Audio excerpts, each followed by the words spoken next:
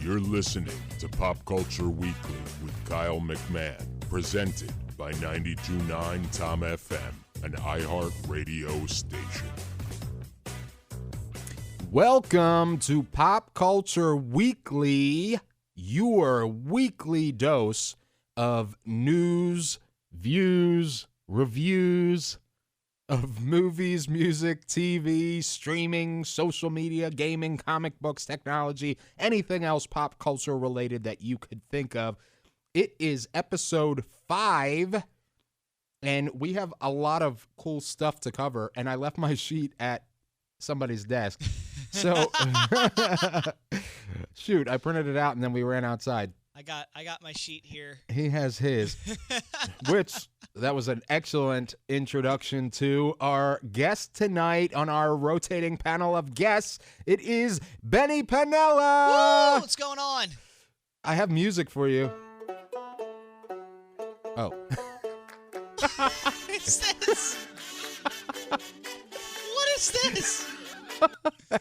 That was not your intro music. What is my intro? I have an intro song? Is this the WWE? It is. For you guys at home, Benny has insisted on sitting in the, what is that room called? So they're both called the newsroom. But, like, where are you? And, like, one is the production. So you're in the production room and I'm in the newsroom. Okay, so I'm in the production room looking at Benny through a window, and he's in the what room? The newsroom. The newsroom. Yeah. So, like, the other recording studio Yep. that doesn't have the production thing. Yeah. So he wanted to do it this way. So we're talking through this, like, glass window, and which means that I can play around with sounds this week. And so I was trying to bring up a Benny introduction song, but obviously I have to do my organization a little better because that song was not. That song is amazing, though. That is amazing. It sounds like someone on Sesame Street. Have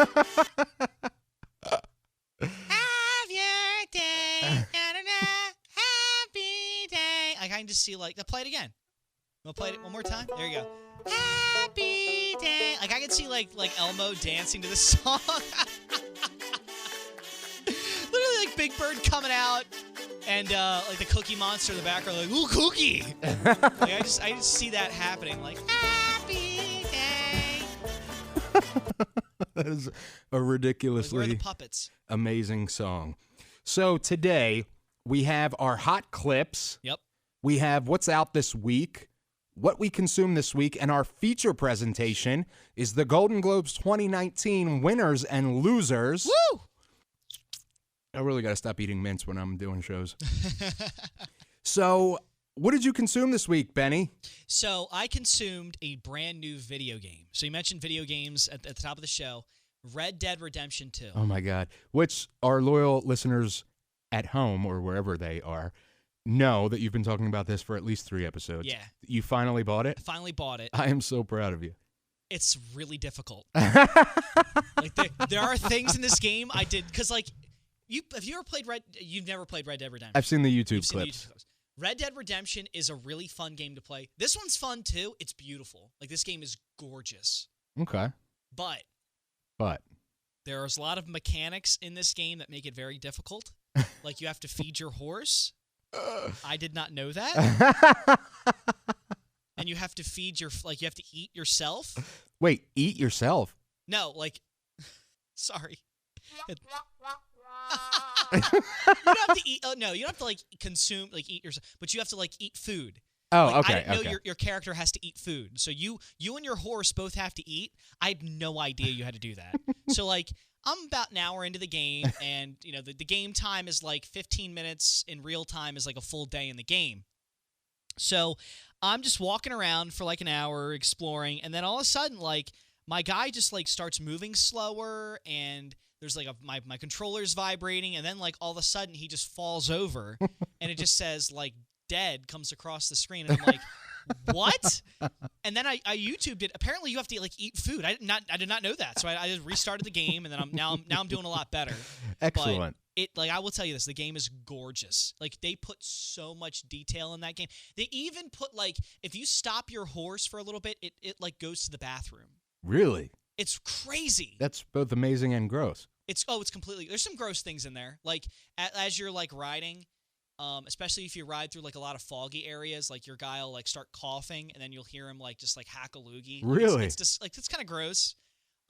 If you like shoot an animal or like you hunt an animal, when you go to like walk up to the animal, it's not just like an animal like fall over. Like you can see the arrow sticking in it, and you can see the wound. Wow. They put a lot of detail into this game.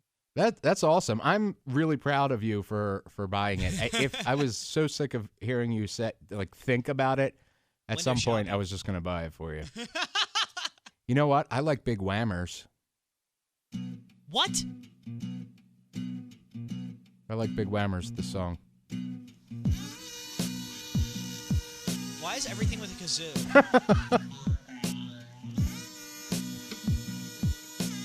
Everything you've played so far has had a kazoo in it. It is true. I like Big Wama. I like big whammer. What is this? I like Big Wama. I like Big Wama. What is this? I don't know. What was that? I was exploring on our, music bed website, stock music site. So I just downloaded a bunch of weird stuff. It's very weird. That's a very weird song. It is a very weird song. And what's a whammer? Like, it What? sounds like a puppet or something. I literally feel like someone like was like really high and like walked into a studio and was just like, I want to record this. And they were just like, yeah, whatever.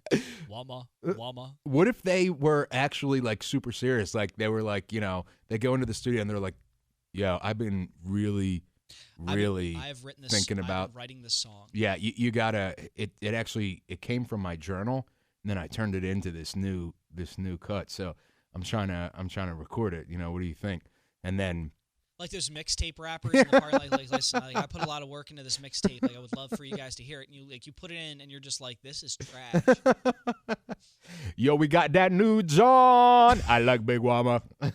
Maybe like that's what terrible music sounds to us, but to them, it's like every song is like Beethoven's Fifth. Right. Just like they're sitting there, just like just bobbing their head back and forth, and you're just really getting into it, and you're just like, all I'm hearing is wama wama. Right. Okay.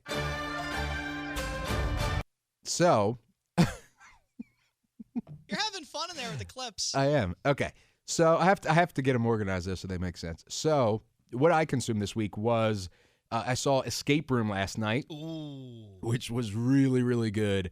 No spoilers, but it reminds me a little bit of Saw in the fact that it's a you have to solve games essentially to escape, and it's obviously like a real escape room, which I love escape rooms, and it was really good. They set it up for a sequel, of course, and it was scary. And I saw Aquaman. Ooh, how was Aquaman? It is the best DC movie Really? since the Dark Knight trilogy. Better than Wonder Woman? Better than Wonder Woman. Wow. Yeah, it is awesome. And Jason Momoa is incredible as Aquaman. Aquaman? Aquaman. He Wama Jason Momoa. Oh my goodness. Jason Momoa? Jason Wamoa? Jason Wama Wama? Jason Momoa is incredible as Aquaman. Jason Aquaman? Yes. So you've got to go see that movie. It is awesome. Sounds awesome. It is a visual feast. A visual feast. Yeah, and I hope by saying that they put that in the promo materials for the Blu-ray release. Wama Wama? They'll say a visual feast, A Pop visual Culture wama. Weekly. There you go. So a visual feast. What? What does that even mean? a visual feast. It's like a visual feast. It's like a feast for It's your like eyes. Thanksgiving for your eyes. Exactly. It puts you in another world, and it is absolutely incredible. I loved it. I had a great time. I was extremely tired because I went at like midnight or something on Saturday night, and then halfway through I was like, why did I do this? I was already tired. Like I was, the reason I didn't go out was because I was tired, and here I am at the movies. And I was like, you know what? I'm just going to come back another time and watch it. And I ended up staying, and it was incredible. That's how good it was. Cool. Okay. Hot clips. Hot clips. Is that going to be the intro to Hot Clips? Yes. Hot Clips. So Obama charted on Billboard with the... I saw that. Yeah, so the song is One Last Time 44 remix. It's a remix from the Hamilton soundtrack, and Lin-Manuel does Hamil Drop.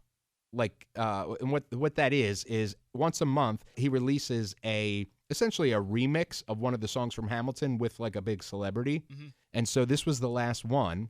So it is One Last Time 44 remix, and it hit number 22 on the Hot R&B Songs chart on Billboard, which is pretty incredible. Wow. Yeah. The 44th president of the United States is on the Billboard charts. Yeah, isn't that crazy? It's weird. Yeah, on the Hot R&B charts. And it's him like in the studio like singing, or is it just like he does a spoken word. He speaks the part of George Washington in the song. That's incredible. Yeah. How much longer do you think until like we have a legitimate like president that like sings? I think it's going to happen in our lifetime. That'd be cool. Yeah.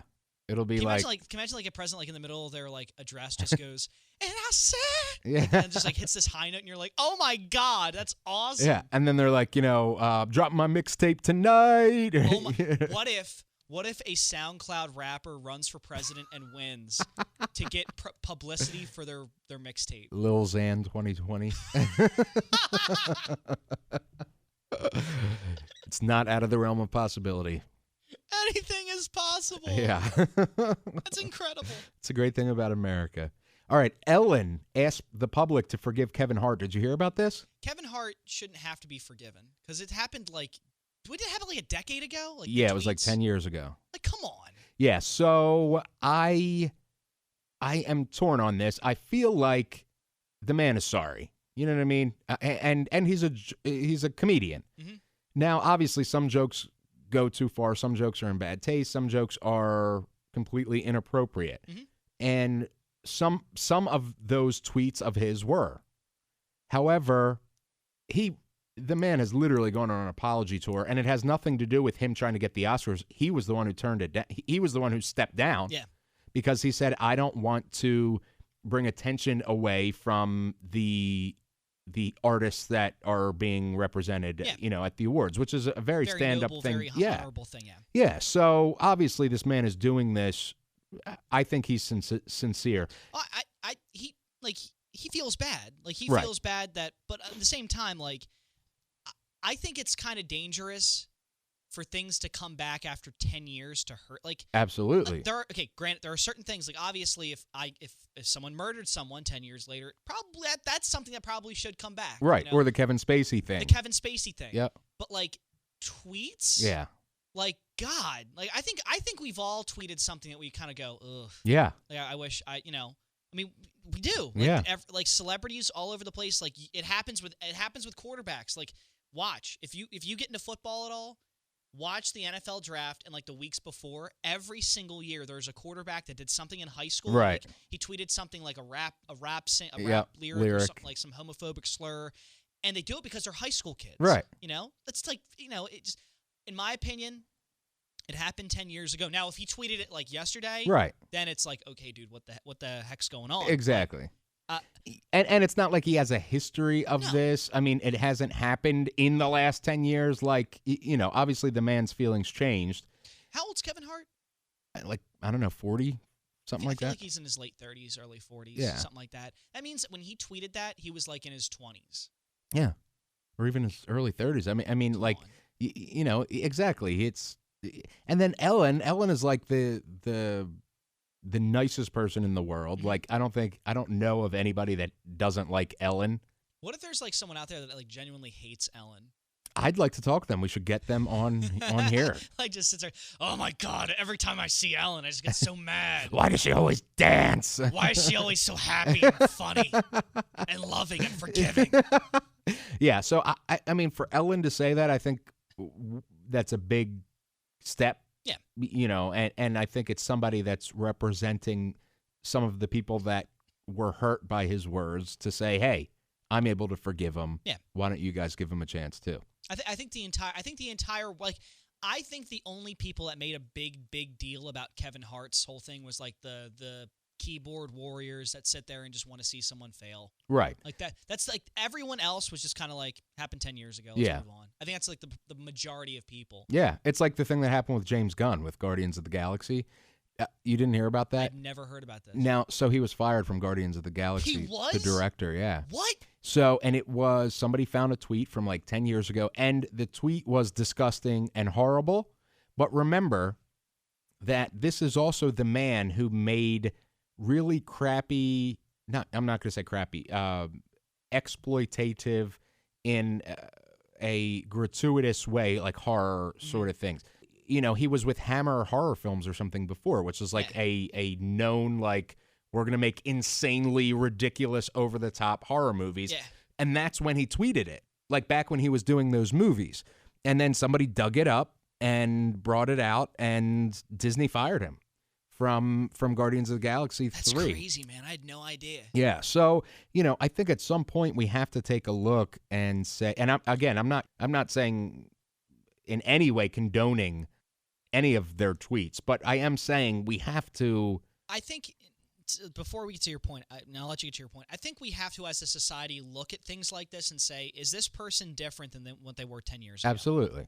Because right. most people are. Most people aren't even the same year to year. Some Exactly. people aren't even the same week to week. Right. Some people aren't the same day to day. Like, you know, some people aren't the same day to day. Like, sometimes you get good people and bad people, or you get, over time, people learn, okay, it's wrong to say that. Also, the world was a different place 10 years ago. Absolutely. 10 years ago, we had a lot of comedians. I'll quote, like, I'll target some like Louis Black and Louis C.K. and guys like that who would stand on stage and say the most ridiculous thing, and it was funny because it was called dark humor. Right. You know, dark humor was really popular 10 years ago. Now, not so much, because now everything's got to be kind of cleaned up, and the world's a different place now. In 2009, 2008, I literally remember staying up late and watching Louis Black just sit there and just make these like completely off-the-wall jokes and laughing hysterically, because I'm like, that's so crazy, it's so weird, so off the wall. Right. So the world was a different place then, from now. And, you know, humor, great comedians, and I'm not calling any of them, I'm not putting this with any of them, but I'm saying truly great comedians are able to take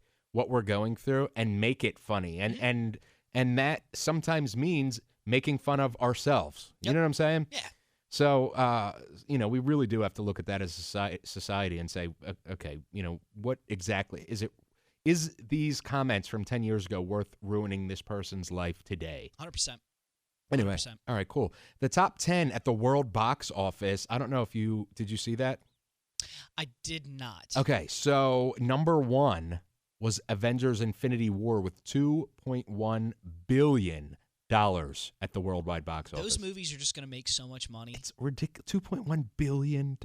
Think about that. Yeah. And then Black Panther was number 2 with $1.3 billion. God, Marvel raked. Yeah. Number 3, Jurassic World Fallen Kingdom with $1.3 billion. Incredibles 2 with $1.2 billion. Aquaman, $943 million. Venom, $853 million. Mission Impossible Fallout, $787 million. Bohemian Rhapsody, $743 million. That movie made a lot of money. That's insane. A lot of people love Queen. I love the movie. I just want to point out, top 5 grossing movies, superhero movies. Except for Jurassic World. Except for Jurassic World, Yep. but 4 out of the top 5, Yeah. superhero movies. 5 out of the top 6. Yeah. And then Deadpool, number 9, $738 million. And number 10, the best one of all, Fantastic Beasts, The Crimes of Grindelwald. There you go. That's Harry Potter. So actually, yeah, to your point, out of the top 10, 1, 2, 6, 3, 4, 5, 6 out of the top 10. The Incredibles are a superhero movie. Absolutely. So 6 out of the top 10 are superhero movies. And actually, at number 11 is Ant-Man and the Wasp. There you go. So, and another interesting thing, Avengers, Black Panther, Incredibles are all Disney. Yeah. So they're out of the top 4. They have number 1, 2, and 4. If you want to go deeper, a lot of those movies are all like either follow-up movies or in a series. Absolutely. Or in a universe. Yeah. Yeah. Avengers is obviously a sequel. Black Panther is in the MCU. Jurassic World is a sequel. Incredibles 2. Aquaman is in the DCEU. Venom is a Spidey spinoff. Fantastic Beasts. Fantastic Beasts. Deadpool 2. Mission Impossible. I mean, literally every one except for Bohemian Rhapsody. Yeah. The Bohemian Rhapsody is the only standalone movie that made that much money. Yeah, that's incredible. Isn't that weird? Yeah. But, I mean, we like things that are familiar.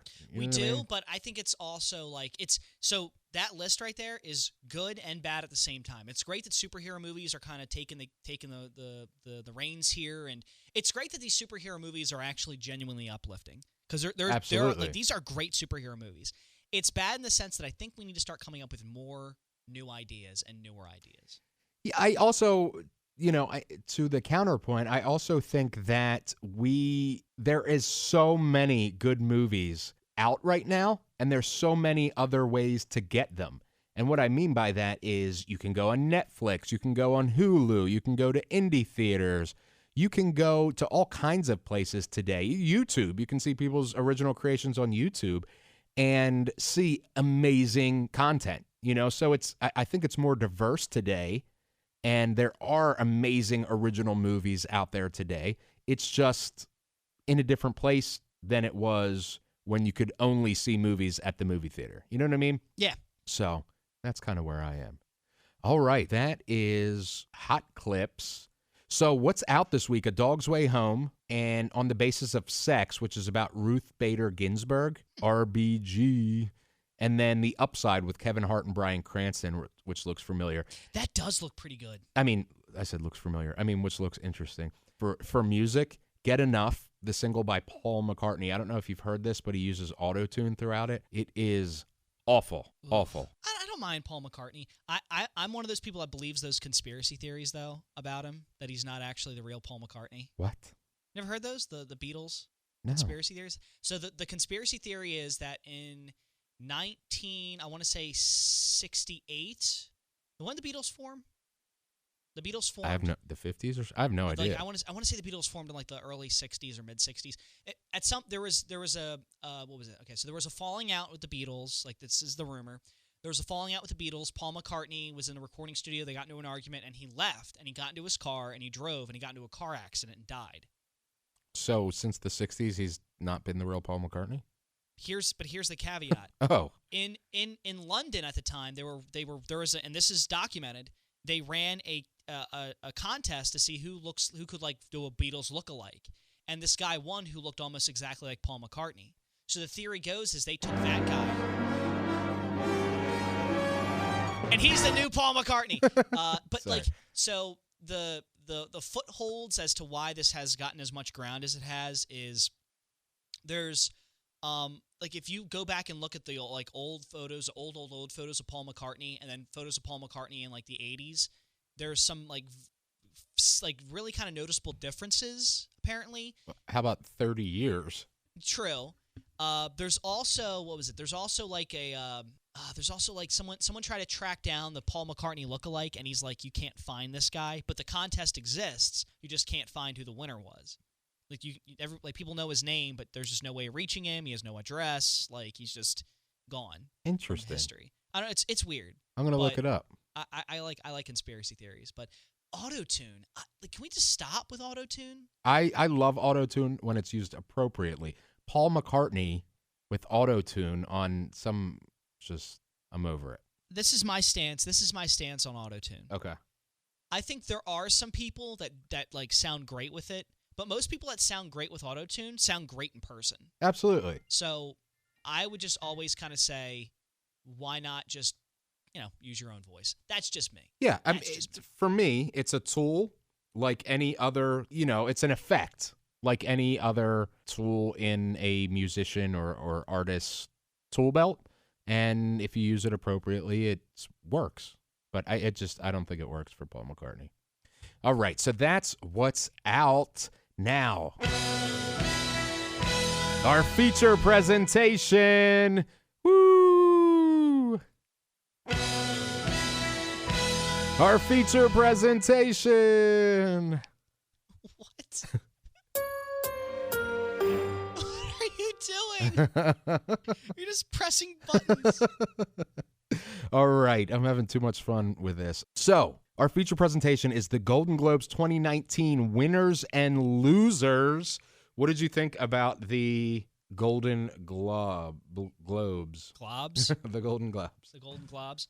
I thought Okay, so I have a lot of thoughts. Number one, I really do think we need to look at award shows and stop using them as platforms for things. Okay. It kind of takes away from, to me, the experience of the show. Like, I just want to see the winners and, you know, a couple funny things happen. I do love when Ricky Gervais would host, like, the award show. I forget what award show. It was the Golden Globes. I liked when Ricky Gervais hosted it because he would make fun of celebrities. Like, Yeah. I loved that. Yeah. I love that. Because, like, these celebrities, they have amazing lives. Like, any celebrity that tries to tell you their life is difficult, like, they get paid a lot of money. They have a lot of fun. They can go wherever they want. They have amazing lives. They really do. Absolutely. So I love it when, like, they kind of make fun of each other. That's funny to me. That being said, I thought the hosts were fine. Like, they were okay. Kind of Sandra Oh and Andy Samberg. Yeah, Sandra Oh was kind of boring. Yeah. Sandberg is. I find Andy Samberg funny in short spurts. Yeah. Yeah. I can't take a lot of Andy Samberg, so I think there was too much Andy Samberg. Again, I'm comparing him to Ricky Gervais, and I think Ricky Gervais nailed it in terms of what that award show is supposed to have as a host. But overall, it was a fine award show. Just a little bit too much of the soapboxing. I don't mind the soapboxing because this is their platform to, you know, they have big voices. Mm-hmm. And I get that. This is their time to say, hey, you know what? I did this movie because of women's rights or whatever. And so I want to thank all the women who came before me, or I want to, blaze a trail for all the women ahead of me that are watching this now. I mean, in my opinion, that's a perfect time to do it. So, all right. He's nodding. He's shaking his head. Teach their own. Yeah. I'll say teach their Absolutely. own. Absolutely. It depends. Like, if you're ensconced in the world of I guess what we have going on, then you probably want to you probably have two trains of thought. You probably either love more soapboxing, or you kind of want to pull your head out of it for a little bit, and just kind of experience reality. I'm kind of the latter. Yeah. I just kind of want to, I just want to go someplace where we don't have to talk about that. Right. I do think as a society we do need areas where we can have a release, and to me, I think entertainment has to be entertainment. Okay. And that's where I'll leave my opinion. Yeah, and I do, I absolutely see that, and I am kind of torn because art is an escape, but on the other side of me is like, but art reflects life, so it's kind of like. And for the record, like, when Leo DiCaprio, an artist an actor who I think's highly underrated, but at the same time, I think he's a bit overrated at the same time. I have my opinion on Leo. I thought when he won his award and then used it to bring up global warming, I kind of liked that because he made some pretty solid points. But at the same time, I kind of felt like, dude, this is your platform. Like, this is your moment in your career, and you really want to go that route? Well, especially because that when he won that award, it had nothing to do with climate change. You know what I mean? Like he didn't win that award because it was warm outside. Right. Or he didn't win the award because he played John Heckleby, climate change scientist or something. You know what I mean? So I agree with you. He won the award for eating a raw fish. Right. Like, actually, he won the award. He won that Oscar and Gary Oldman won, right? Last year, I think Gary Oldman won. Gary Oldman and Leo DiCaprio, I call those, like, not to take away from their performance, but they're pity Oscars. Like, they're getting Oscars not for their performance that year. They're getting Oscars for a career. Right. Okay.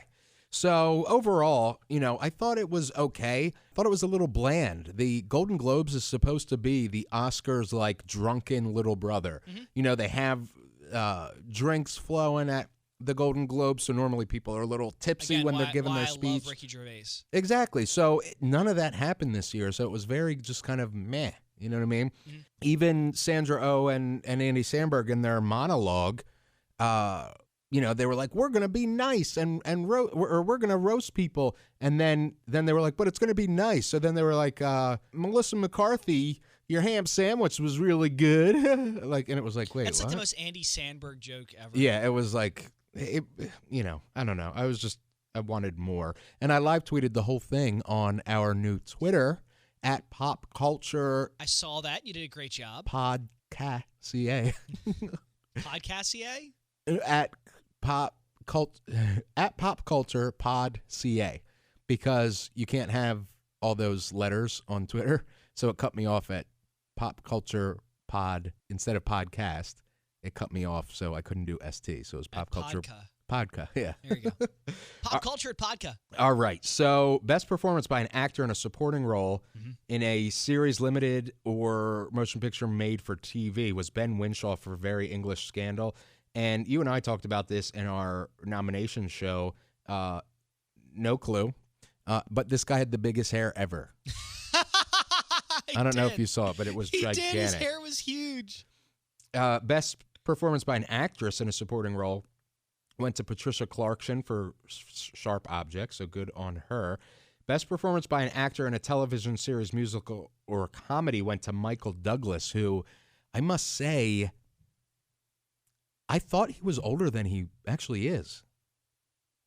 Yeah, he's young. He's relatively young, yeah. He's in his 60s still. Yeah, I forget now, but when I Googled it while we were watching, I was like, oh, he is not as old as I thought he was. He's like 72 or something. He's 74 years old. 74. He looks a lot older. He does. I was very surprised. Okay. So best performance by an actress in a television series, musical, or comedy went to Rachel Brosnahan for The Marvelous Mrs. Maisel. My mom loves that show. Best performance by an actor in a television series drama went to Richard Madden for Bodyguard, which was so weird because as I was watching, there was like club music playing when they announced this. It was so weird. I felt like I was in like a seedy German underground club where I was like going to be drugged and murdered. Like that was the music they were playing. It was very, very strange. Yeah. Sandra Oh won Best Performance in by an actress in a television series. The host won? Yeah, isn't that weird? Ugh. Like I feel like the host of any show should never be nominated for anything. Right, like don't have somebody that's nominated be the host. It's weird. That year. Have them be it next year or it's something. It's weird. Again, like this entire show is just kind of weird. Yeah. You know? Yeah, it is. It was just a weird show. Andy Samberg wasn't that funny. Sandra Oh was very random to have as a. It was very weird. And she's very boring. Like she was very plain. I'll put it that way. Yeah, we'll go that way. I felt like there was like this. The show could have had more to it. Like just give me something. Absolutely, I was waiting for the drunken speeches, and there was no musical performances, which was weird. Yeah, it was like and when there's no musical performances as an audience, it's really tough to get through. It was. It really was. Best performance by an actor in a limited series, Darren Criss won. Apparently, he was the first Filipino actor to ever win, which I didn't even know he was Filipino. Yeah. Yeah, you don't think Chris is a Filipino name? Well, no, I'm not even saying that, but I'm joking. I've never heard him talk about it. No. You know, I don't know. So Patricia Arquette won Best Performance by an Actress in a limited series, and she was dropping F-bombs left and right. She's funny though. Rough night for the gaff guy. Yeah. Best Television Limited Series went to Assassination of Gianni Versace, American Crime Story. Yeah, I buy that. Yeah, so I was excited about that. I thought that would win, and it did. Best Television Series, Musical, or Comedy went to The Kaminsky Method, which you and I talked about. I didn't know what that was. Best Television Series, Drama went to The Americans. Yeah, The Americans won. Yeah, so that was cool. That's a good show. Best Original Song, of course, was Shallow. Yep. Lady Gaga and Bradley Cooper. Which, when we get to the Bradley Cooper categories, I was shocked at some of the results there. Yeah, we'll talk about that. In the shallow. Okay. That's a great rendition of that song. Thanks. Best Original Score went to Justin Hurwitz for First Man. I actually really liked his speech. He gave a nice speech. Best Motion Picture Foreign Language went to our special guest interview last week, Roma, the cast of Roma. Awesome. Won Best Foreign Language. I was so excited. I was literally screaming, and I was with my boy, Chris, who I've talked about before, who's a gigantic sports fan, and he was just going insane over the Eagles game right before. Oh my God. And then, so he was up screaming. He was like, yeah, yeah, blah, blah, blah, blah, blah. And then the Golden Globes comes on and Roma wins. And I'm like, yeah, yeah. Like, it was like the opposite, total opposite. Like he's trying to calm down, and you're just like, oh my God, Roma. Yeah, yeah. And he's like, what are you? Well, that wasn't the only thing Roma won. No, it isn't. We're going to get there in a second. Okay. Best motion picture animated was Spider-Man Into the Spider-Verse, which I told you was amazing. Yeah. It was so good. I loved it. And it deserved that win. So, best screenplay for motion picture, Green Book, no. What? Yes. Nobody wanted this. Nobody asked for this. I'm not sure how it won. Literally, any of my friends in the film world, whether it be reviewers, actors, producers, whatever, all of them were completely stunned that Green Book won. I mean, no. But anyway. Best Director Motion Picture, Alfonso Cuarón for Roma. Which was shocking. I was so excited. I thought that Bradley Cooper was going to win, but I wanted Alfonso Cuarón to win. There's I feel like because people usually use the Golden Globes as the stake for the Oscars. Yeah. This was a very shocking Golden Globes. It was. Like I don't know how the Oscars goes this way. Yeah. Opposed to chalk. Like, wait, what? Opposed to chalk? as in like the standard bear, like who's going to win. It's very like the predictable winners. Oh, is like that a sports term? No, chalk is like it's going to go chalk. That's just it's a term. Oh, okay. Never heard of this term. But like, just like at the results, and then I caught a good bit of the Golden Globes, not all of it, but it just was kind of stunning to see some of the results, especially the next day, where I'm like, wow, that one? Yeah. Bradley Cooper didn't win? Like, I'm like, what? Yeah. Like, he didn't win anything. Like, what? But I wanted Alfonso to win, and he did. Well deserved. Yes. It was well deserved. I mean, it's not that I didn't want him to win, it's I didn't think he was going to win. Neither did I, really. I honestly thought, I'm so Bradley excited. Cooper, yeah. Best performance by an actor in a supporting role in any motion picture, Mahershala Ali won for Green Book, which was also a shocker to me. I thought it was going to go to Timothée Chalamet for Beautiful Boy or Adam Driver for Black Klansman. Mm-hmm. And Mahershala won, which, good for him. That movie, nope. Regina King won for If Beale Street Could Talk, which I was also shocked about. But you and I actually kind of talked about this in the episode 3 or whatever it was, the Golden Globes nominations one. I thought that Emma Stone and Rachel Weisz, who were both in The Favorite, would potentially cancel each other out. Remember we talked about that? Mm-hmm. Do you have any recollection of that? Of our yeah, I do. Remember that? Okay. So I think that I'm pretty sure he just fell asleep. No, something popped up on my screen. I did. Oh. So anyway, yeah, that's I assume that would happen, and Regina King is awesome. So, best performance by an actor in a motion picture, musical, or comedy, Christian Bale won for Vice. And the story from that, I think they nominated him, and he got the award because of what he did after, where he went on a rant and said, "I want to thank Satan for helping me play Dick Cheney." That moment was like the only kind of not redeeming quality, but if you're trying to give something a reason to watch, that was up it. To that point, that was the reason. To watch. Yeah, absolutely. Also, so many people, including Chris, that I was watching it with, had no idea that he was English. Christian Bale. Yeah, no, he's English. Yeah, I knew that all the way back from Newsies when I was a kid. That was one of my favorite movies. Isn't it weird? Like, so we as Americans, we try to do like accents of other people, of other countries. He is literally an English person doing an American accent, and it's amazing. Yeah. I mean, he had Twitter. People on Twitter were going crazy over it. They were like, "Wait, Christian Bale talking in an English accent," and then other people were like, "He's talking how he normally talks." Like they were like shocked. So, yeah, Christian Bale is English. That's how it goes, I guess. Also, I've heard he's very difficult on set. Yeah, that's why I've heard that too. In fact, I think I heard some I listened to audio or something. Somebody like recorded it on one of his tirades. Oh, he's had so much like tirades. He said so many tirades on set before. It's crazy. Yeah, so I was kind of surprised about that. One of the reasons why he wasn't brought back as Batman. Right. Because of that. Yeah. Okay. Best performance by an actress in a motion picture, musical, or comedy. Olivia Colman for The Favorite. Woo! Big win. So that's who I wanted, and that's who won. Mm-hmm. So, you should always, if you need help with your football poll thingies, whatever they're called, where you win money, I'll be glad to. Because you picked the winner. Yeah. I actually did one for Chris, speaking of Chris, because he's like a big movie fan, so, we talk about that stuff a lot. And he was doing his football poll, or what's it called? The Pool. sheet pool. Yeah. He was doing the football pool, and I was like, let me do one for you.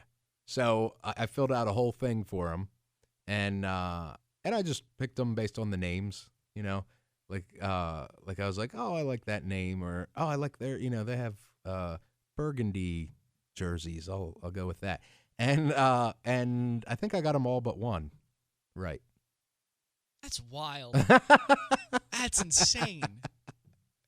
Just, yeah. I sat down next to a kid who had picked out like 5 games on a Sunday, and he literally picked because he was like, oh, that mascot would kill that mascot in real life. That's awesome. He went 5 for 5. I was stunned. I'm like, what? Yeah, that's incredible. He's like, well, if a lion's playing a packer, I mean, a packer's a human being that just packs cheese, and a lion's a lion, so a lion's going to beat and the lions beat the Packers. I was like, what? Wait, that's what a packer is? Yeah, a cheese packer. That is the worst mascot I've ever heard of. That's why they wear cheese heads. That's why they play in Wisconsin. Oh, my God. That's why Green Bay's not a great place to go. That is awful. Why would you make your mascot of your football team a cheese man? Well, a cheese packer. Because that's in Green Bay, they're... Yeah, big cheese. Yeah. I get it, but like the Pittsburgh Steelers is because Pittsburgh cranks out a lot of steel. Right. One of the top steel producing. Yeah, but steel is like strong. Steel's you know what I mean? Yeah. But cheese, it's like, here, we're gonna the try Pittsburgh Steelers versus the Green Bay Packers. Exactly. That's what it's like. Yeah, no. The Green Bay cheese guys. I think Packers aren't really the worst the NFL mascot because the cheeseheads are kind of cool. Okay. If I had to sit here and think, like, what's the worst mascot in the NFL? I'd probably say, because I hate Dallas, probably the Cowboys. I don't think a cowboy is a bad mascot. The Cowboys are terrible. I'm kidding. Oh. I'm just trying to throw some of the. Let me think. The most confusing one probably would be like the Los Angeles Chargers because what's a Charger? Yeah. But their mascot's kind of cool. It's like a horse with like lightning bolts. It's kind of cool. The Colts have a pretty cool mascot. I'm trying to think. Like, there's not like many terrible mascots. Yeah, mascots should be good. They should strong. be good. I mean, the Packers. I guess by the name, the Packers are kind of weird. Even the mascot. I mean, a cheese man is a weird mascot. We're talking about cheese. Huh? No, we're talking about cheese. Yeah. Okay. Sorry. What's your favorite cheese? Like, your cheddar guy, American, provolone. Anyway. Swiss. I digress. Or what's it called? Is it digress? Digress. I digress. I digress. I'm trying to use big fancy words and don't even use it right. My nickname when I was a kid was dictionary. I knew a lot of big words, like conundrum. I was the kid that would. I know what a conundrum is. I would be the kid like in the middle of an argument, be like, "Well, I guess we're on a bit of a conundrum." The kids would be like, "What are you talking about?" I'd be like, I'll say something like, "Let's critically analyze this situation," and they're like, "Shut up." Oh, that's funny. All right. I digress or whatever. Digress. Okay. Best performance by an actor in a motion picture drama, Rami Malek for Bohemian Rhapsody. That was a shock. That was a shock. He did great. He looked the part. He did. Though I will say that as good of a movie as Bohemian Rhapsody was, there is a pocket online that thought it wasn't that great. Yes. Yeah. So it's kind of split people. I for sure thought Lucas Hedges or Bradley Cooper would win. Yeah. Rami Malek. Like, there's no way Malek's going to win a Golden, like not an not Oscar. Golden, an Oscar. Yeah. There's no way he's going to win an Oscar. No. And then best performance by an actress in a motion picture drama, Glenn Close was a shocker. That was a shocker. Everybody this was thought. Like, I really do feel like the Golden Globes sat back and said, if we're the measuring stick for the Oscars, we're just going to do our own thing. Yeah. And try to be so different, but at the same time, like, you look down this list and it's such a confusing list because virtually almost every single award, the winner is just like someone completely off the wall. Yeah. Yeah. Is there such a thing as being too different? Because I think this award show was just trying to be too different. Yeah. Yeah, but it's all voted on. You know what I mean? It is all voted on, but I do think there's like some bias that falls into there. Potentially. Like you can't like look at me and tell me Glenn Close is going to win an Oscar. Glenn Close could win an Oscar. She For this could. movie, I don't know, though. But like, yeah. Like, is she going to win it for this? I'm different. Especially because the Oscars... You remember that song? I'm different. You don't remember that song? I I'm remember that song. different. Yeah, I'm different. Pull up to the scene with my ceiling missing. There you go. That's the way. I always wanted to be like a news reporter and just like break down like rap lyrics, like the victim's palms were sweaty, knees weak, arms were heavy. There was vomit on his sweater already. It was mom's spaghetti.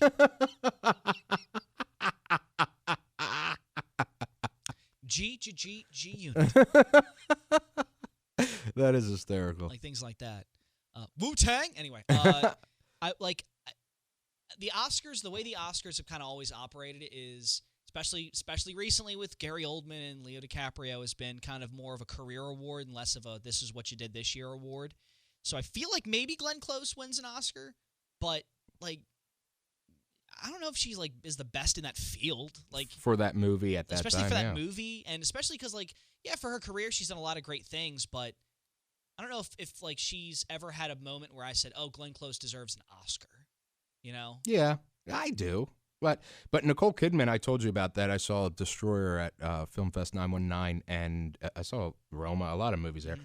But Nicole Kidman in Destroyer was completely what's it called when you don't look like you? Unlook-likeable. Unrecognizable. Unrecognizable. There you go. Unlook-likeable. Kyle created a word.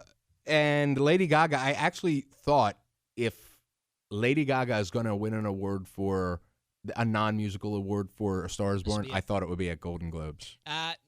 You know what? I think the kind of I guess kind of the underlying message here for her is that, all right, you made one really good movie. Let's see you in some others. Yeah. I think like because this is an industry. It's industry. It's the industry. Yep. So I think the industry's looking at her and just saying, hey, you made Shallow. Shallow's great. You did a great job. Let's see you do some other things. Yeah. You know. Yeah. So and then if she comes out and she makes another great movie and I think if she's in 4 to 5 other great movies and she does a really good job, and she doesn't have to do a great job in all of them, but if she does a solid job in 2 or 3 of them and then does a great job in one other movie, I think she wins an Oscar in a couple of years. Yeah, I mean, you look at Cher and Dolly Parton. Yeah. You know what I mean? Like, they've had successful movie careers and successful musical careers.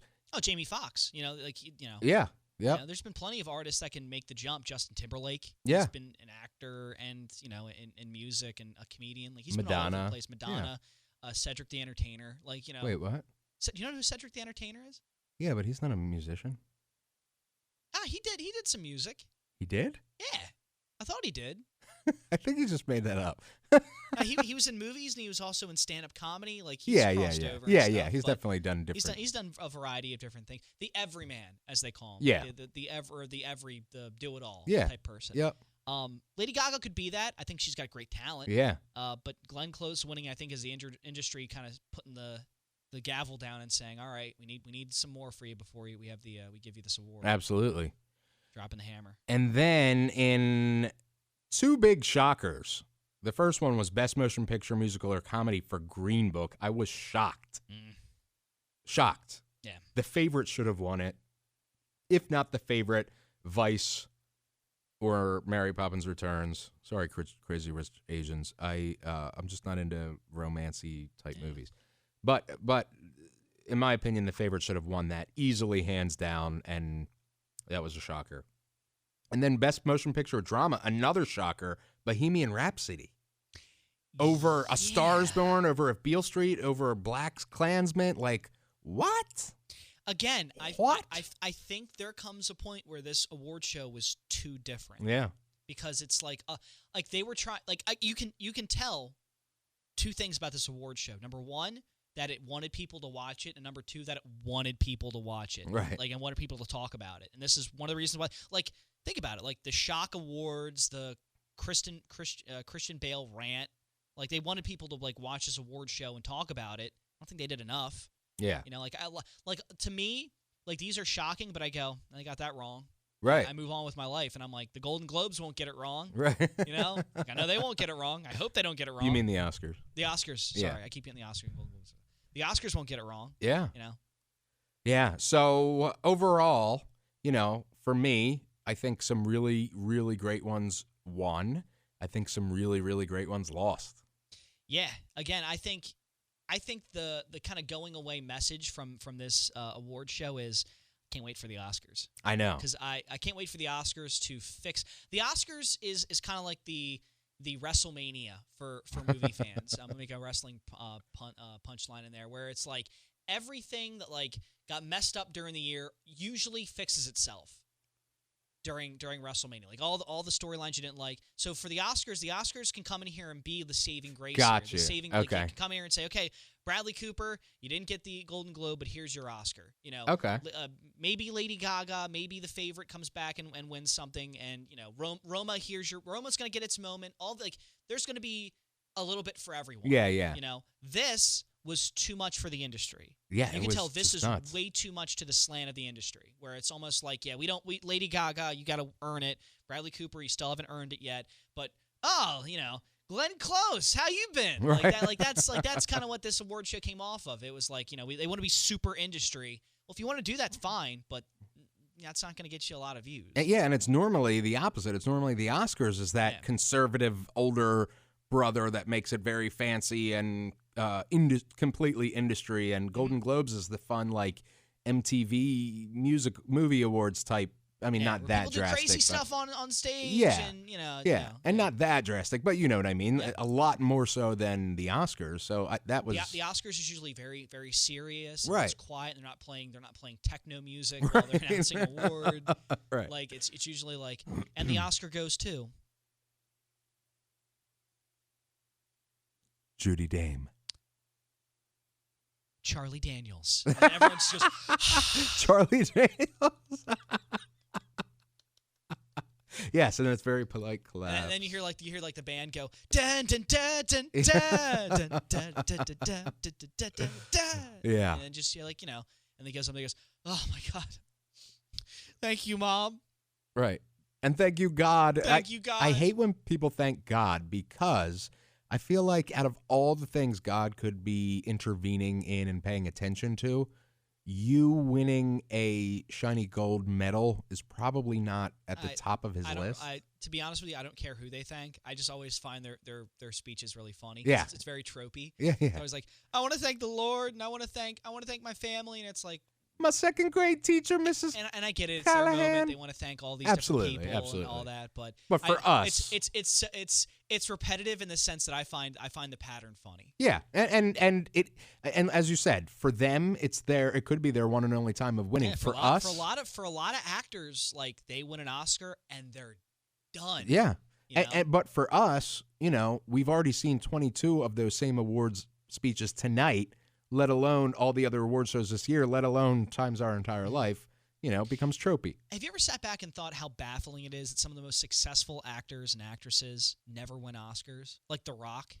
I don't think The Rock, I don't think he'll ever win an Oscar. I don't think so either, but he's not that kind of actor. You know what I mean? But he's so successful. He is, but it's not a measure. The Oscars isn't a success measurement. It is a best in art measurement. You know what I mean? I know. It is the best actor, the best actor of the year. I just find I guess the comparison, what is success? Like to some people, success is winning Oscars. To others, success is being a billionaire. Right. You know, absolutely. To some, success is I got up today.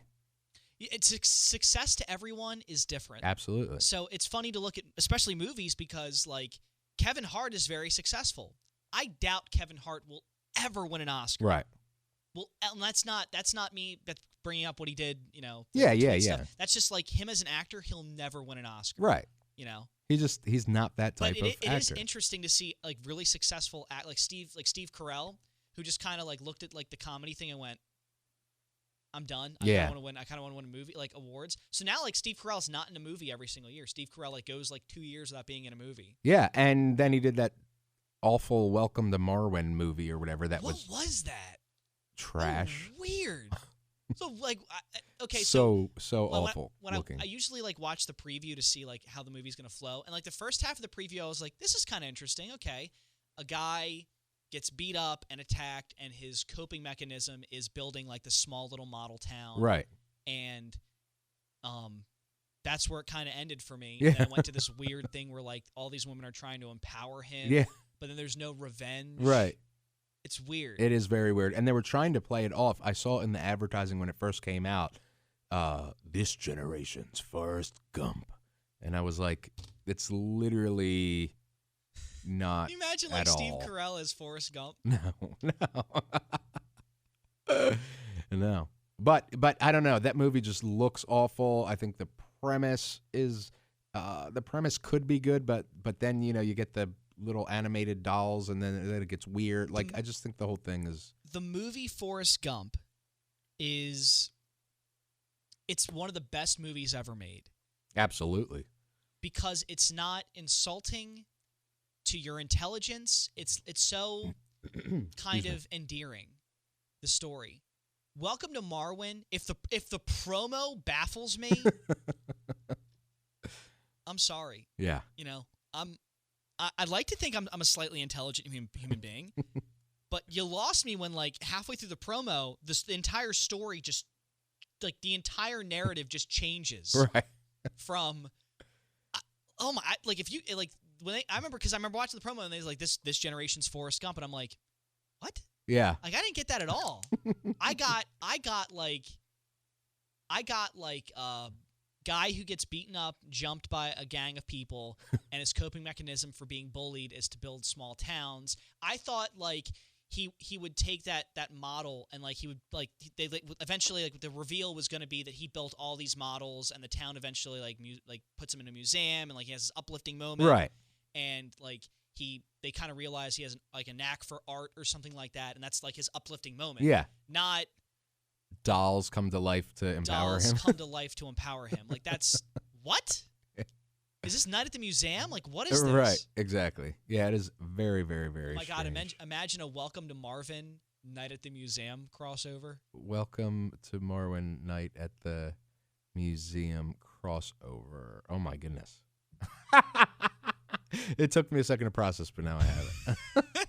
That would be Steve terrifying. Carell walks into this museum, and Ben Stiller's like, "Oh, hold up!" And then all these people come to life, and he's like, "Oh, I have something that comes to life too." And he breaks out this little set, and all these little things come to life. Yes, that would be terrifying. It'd be really dumb. It'd be That'd be a awful. really bad movie. All right, we are out of time, my friend. Where can they find you, Benny Panella? At Benny on the Radio, Twitter, Instagram, and Facebook. And do you have any kind of podcast or something? I do. I do two other podcasts. I do Okay. Nashville's Next, which is country music. And where can we find that? You can find it on the iHeart Radio app. You just search Nashville's Next. Awesome. Thank you very much, Kyle, for helping me set that up. Of course. And then I do the Pat and Benny Show, which is a sports podcast. I'm all over the place with my likes and interests. The Pat and Benny Show sports podcast. It's Delaware's only sports podcast, as far as I know.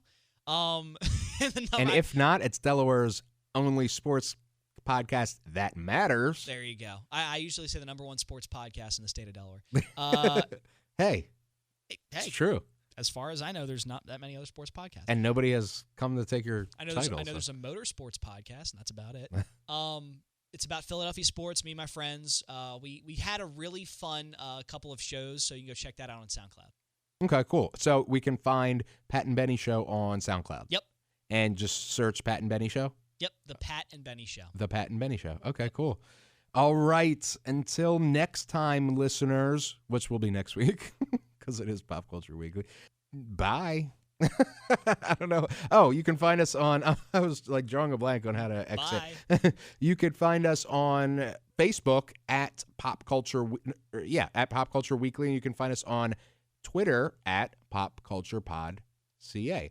And new episodes every Thursday. We are right here for you. Benny will be back, of course. He is always back, and he's awesome. So anyway, see you next week. Thank you for listening to Pop Culture Weekly with Kyle McMahon. Presented by 92.9 Tom FM, an iHeart radio station.